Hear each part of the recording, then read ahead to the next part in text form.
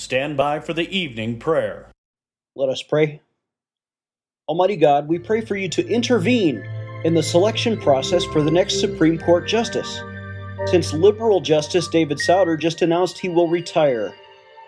God, we pray for a miracle, that you will confuse our pro-abortion president into selecting a pro-life, pro-marriage justice, and appoint a moral conservative to the bench, the same way President George H.W. Bush got confused when he appointed Souter.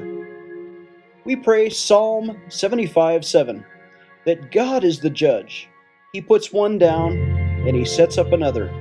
In Jesus' name, amen. This is former Navy Chaplain Klingenschmidt. Would you please add your amen to the petitions at our website, prayinjesusname.org.